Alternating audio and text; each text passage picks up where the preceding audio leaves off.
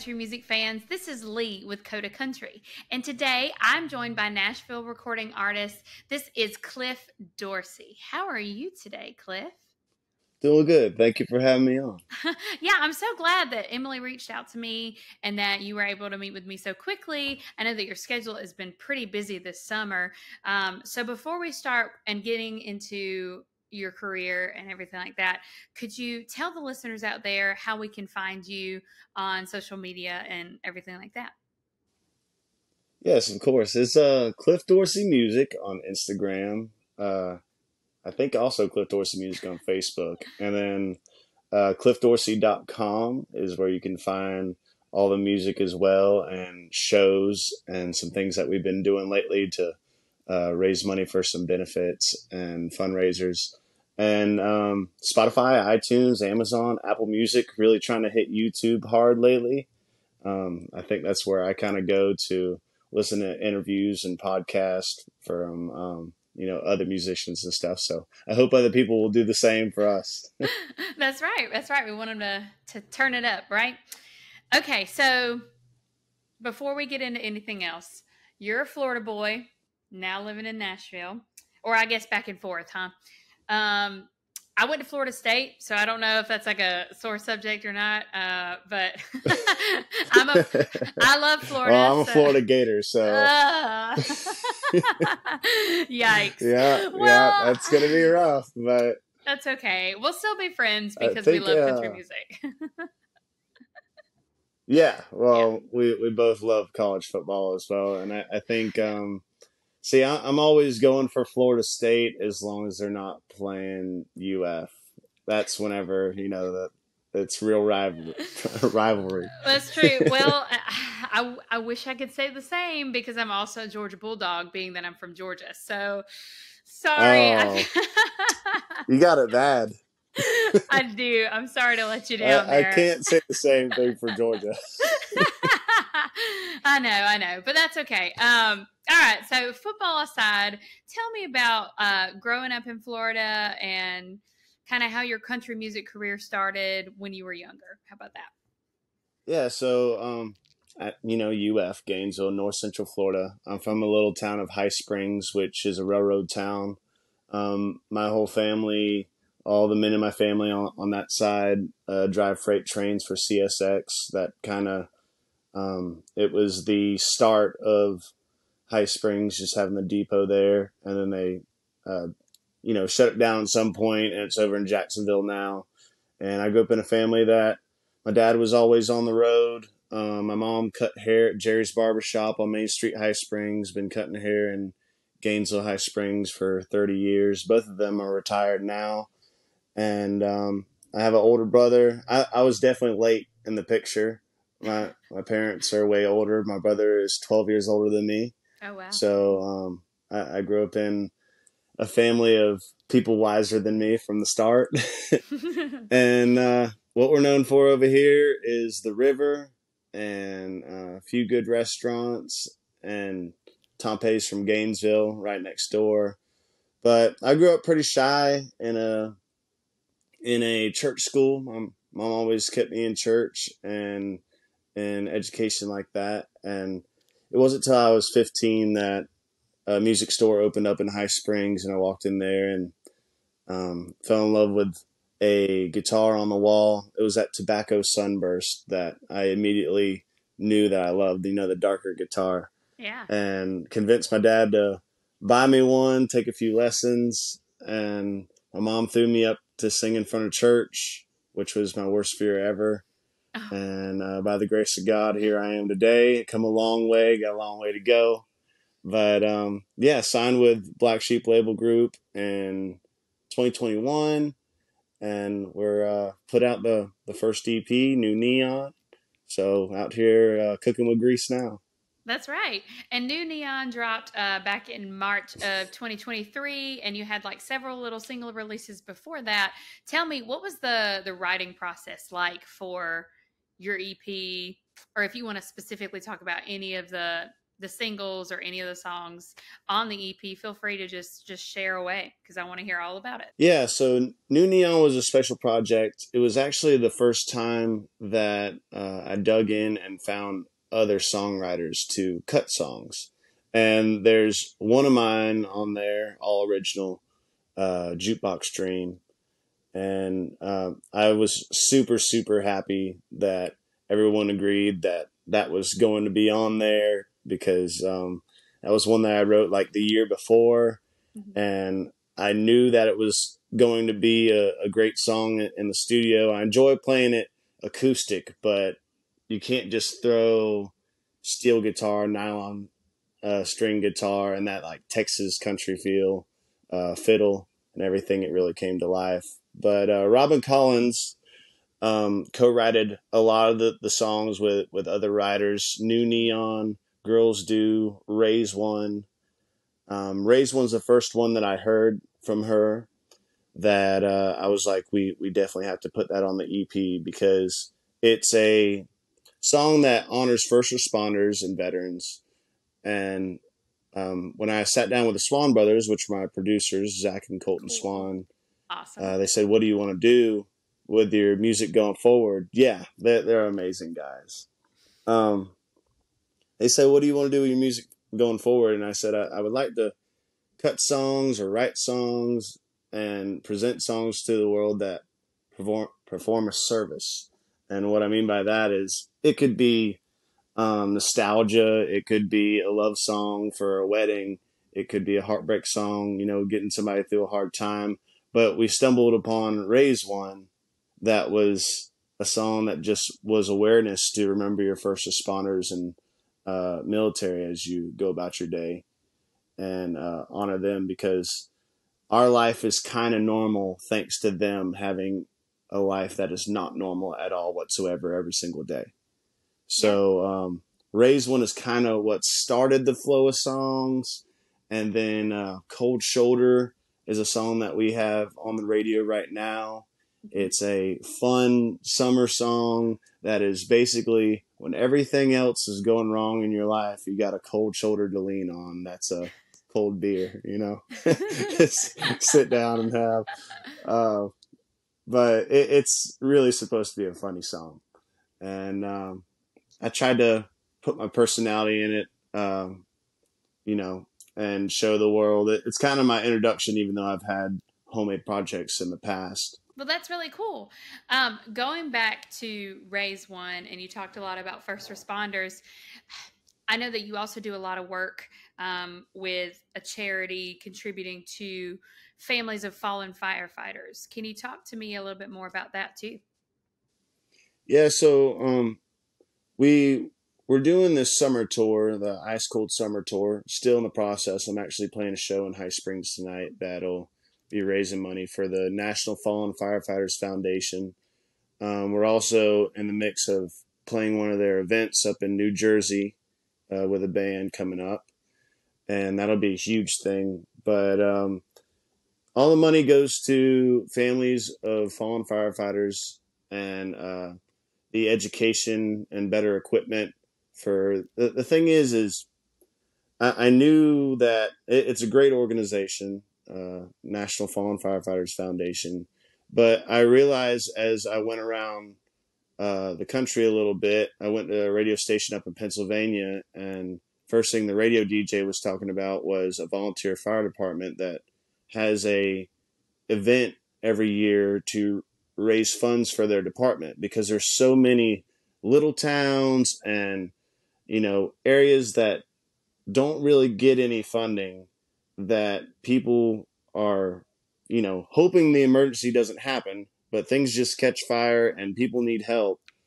and they have to have the resources to do so. And it's all on my website, cliffdorsey.com. All the things that the money goes towards. There's a boot on there that as you donate money, the boot fills up. And we've gotten to about $900 so far. The goal is $5,000, but we won't stop there.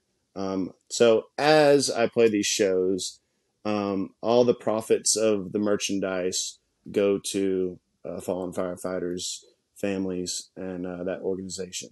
So it's really been an honor to work with them. Wow. And yeah, it's been great.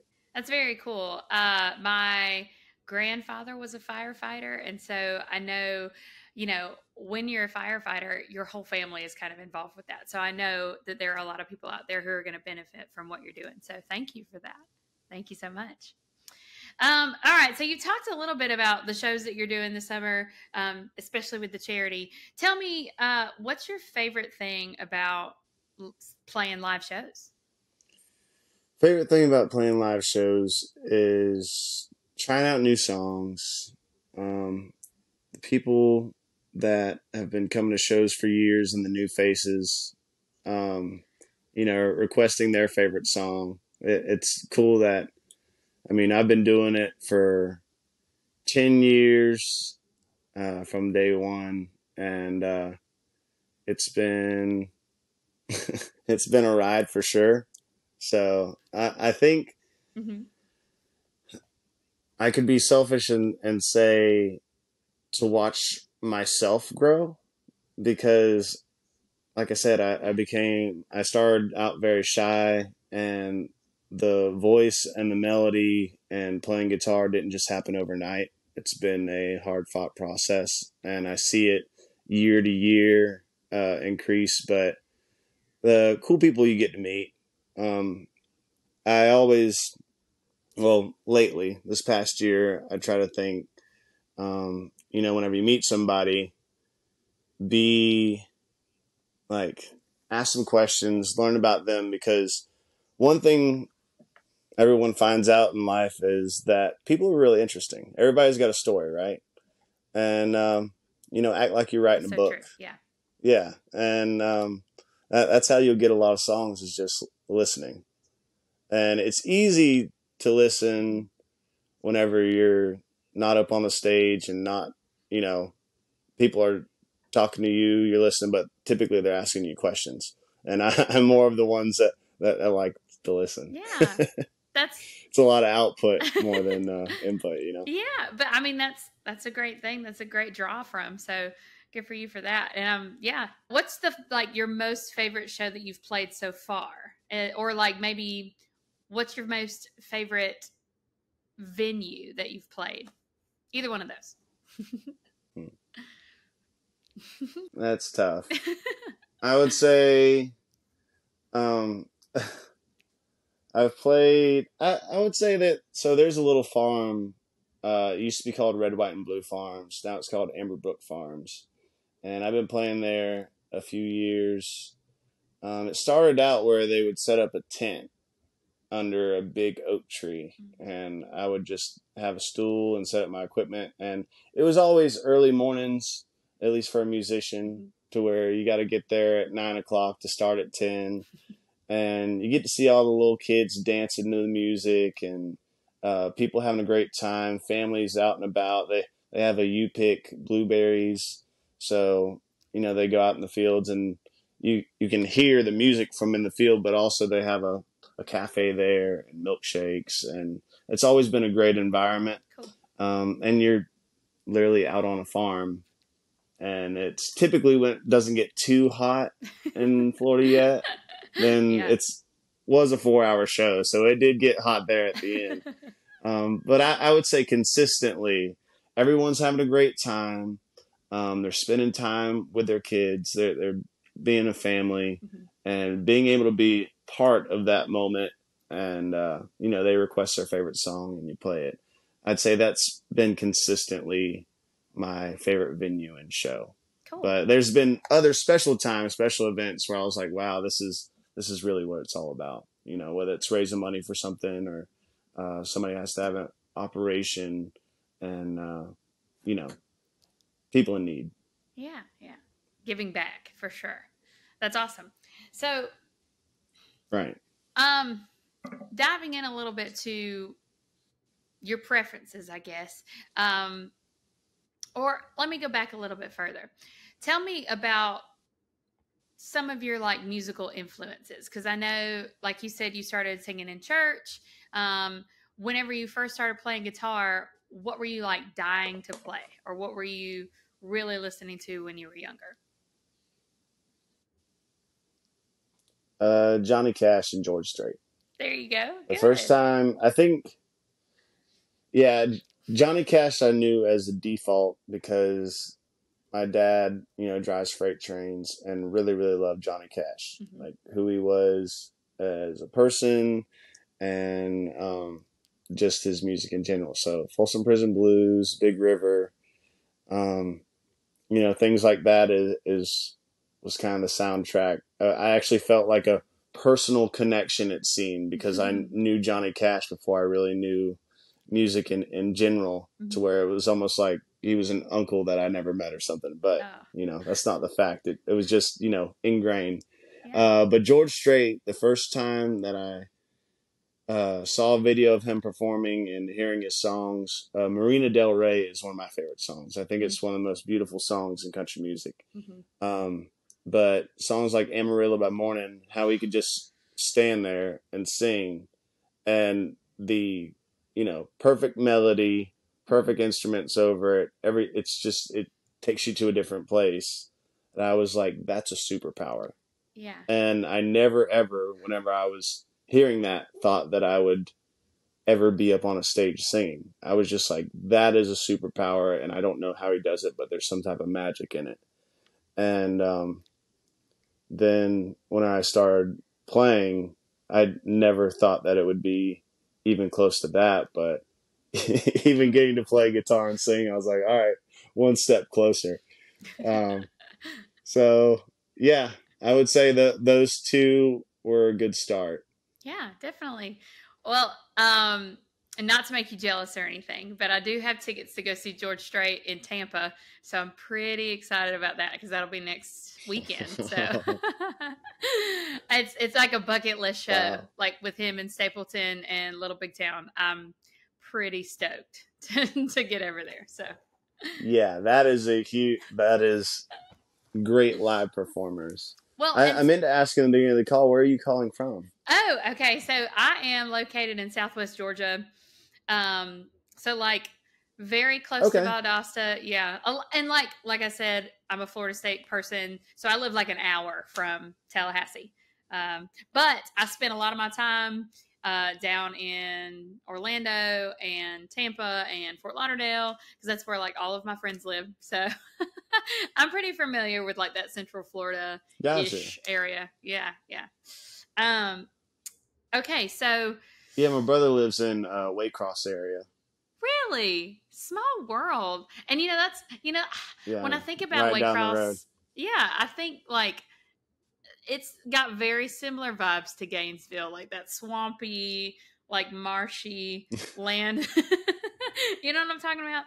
A Ew, lot of my freight goodness. trains. Yes, a lot of freight trains. It's very true. So, what are you listening to right now that's different, or maybe, that might be on the top of your playlist?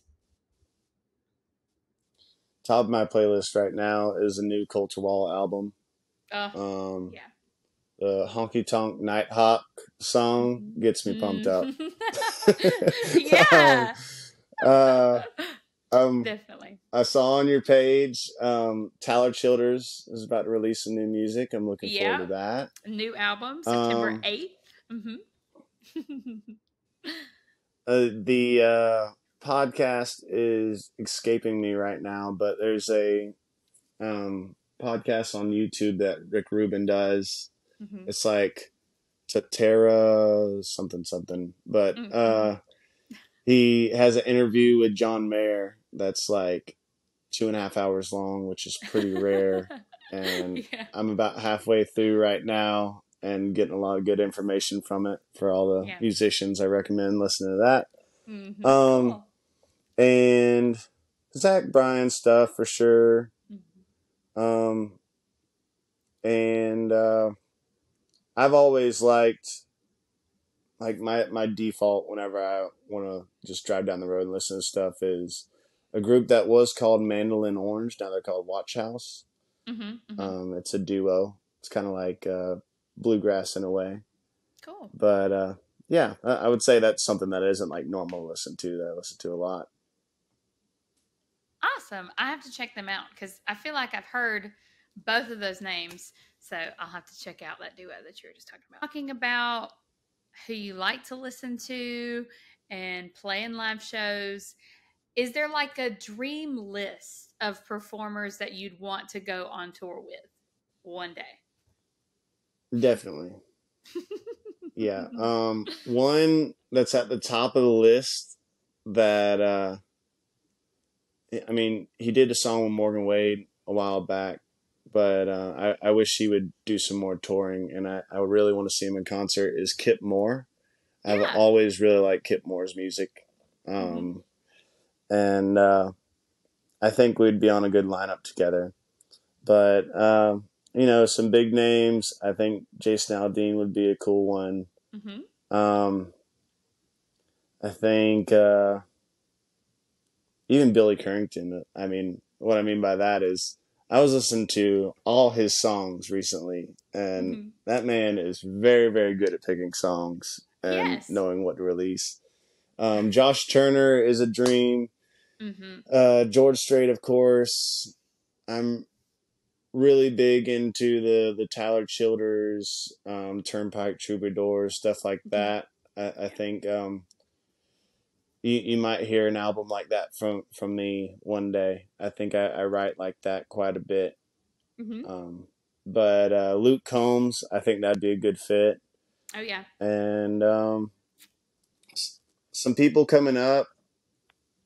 Um, I'm trying to think of some. Oh, I can't think of the names right now because I'm on the spot. But yeah, you know, I know. And just there's a that, ton out you there. know, that Yeah. But you listed some really good ones. So, I mean, that makes sense. And yeah, all of those sound like really cool tours. Or even like if you had like a huge festival, I mean, that would be a pretty great fest to be a part of. So, who knows? That would be awesome. yeah. Yeah, and I have um, some talented friends too on yeah. shout out. Hmm. Sorry, For there's a sure. little And that delay, so was I feel like I'm cutting you off. I apologize. no, no, no, no, you're fine. Okay, so that actually brings me to like the next part of the interview is we're getting close to wrapping up. So if there's anybody that you'd like to give a shout out to or anyone that you'd like to promote or anything like that, feel free. This is your space to just let it go. Yeah, I have quite a few, and I meet more every day. So I'm gonna start with guys that I've known the longest and gals. So start off with Clay Brooker. He's got a somewhere between a sinner and a saint, and some new music out. Honky Tonk in My Veins. Hmm. Um, all that is well. He recorded at the Muscle Shoals Yeah, studio, cool. somewhere between a sinner and a saint, and Hmm. that one's got a ton of streams, so he'll be easy to find. Justin Lee Pardon, he's actually playing in Nashville this weekend, I think. Maybe Cool. he played last night, and I think he's got Hmm. another one up. My buddy John McCravy's up there playing bass with him right now. Logan Fisher, he's done a lot of production. He's my drummer and Cool. really tight in the country music scene over here. Miss Lexi Lou up there in Nashville, Tennessee. Amazing singer. She's one of those gals that has a loop pedal that can do anything and everything. We Oh my played a show gosh. the other day, Yeah. and someone's like, "Hey, can you play this Jason Isbell song?" And I Hmm. was like, "Do you know that song? Because I don't know it off the top." And she's like, "Yeah, I got it. Here we go." And just completely did an amazing job. My buddy Houston Keene, he has some music out and he's about to drop an album. But I would say American Aquarium. There's Hmm. some of those vibes in there. Cool. I don't know what type of country that is, but it's in the Americana. country Yeah, I was going to say folky realm. Americana-ish. Yeah, cool. Yeah, and you got to get a Houston Keen shirt because all those are off the chain. His designing is Oh, amazing.